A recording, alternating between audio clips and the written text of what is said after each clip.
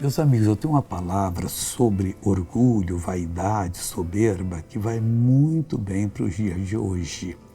O apóstolo Paulo, falando sobre os judeus, que eles foram quebrados para que nós fôssemos enxertados, nós os gentios, ele diz o seguinte, Romanos 11:20, está bem, pela sua incredulidade foram quebrados, não foi por acaso que Deus foi mal, não. Eles foram quebrados pela incredulidade deles.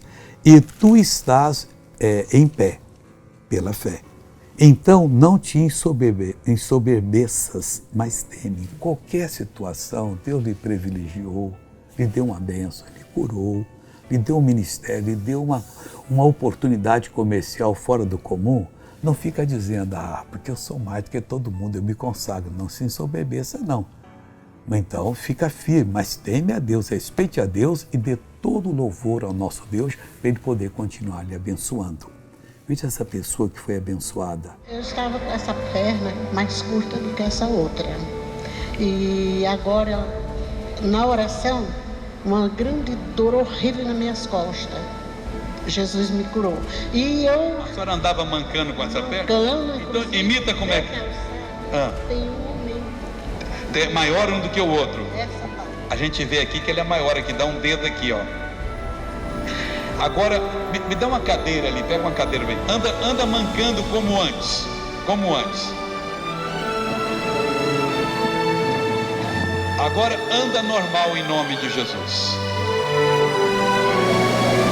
Oh, glória a Deus. Senta aqui, irmã. Senta aqui. Vou fazer igual o doutor faz exame. A senhora vai esticar as duas pernas juntas aí. Aqui, pessoal. Tá certinho. Aleluia. Jesus cresceu a sua perna. Glória a Deus. Aleluia, Jesus. Glória a Deus. Obrigado, Jesus. Agora vamos orar. Pai, em nome de Jesus, eu oro por essas pessoas que precisam da tua ajuda. Eu uno a minha fé a cada uma delas e vou abençoar todas elas agora. Em o nome do Senhor Jesus, eu te abençoo. Que saia todo o mal da sua vida, em nome de Jesus. Deus te abençoe e bom dia.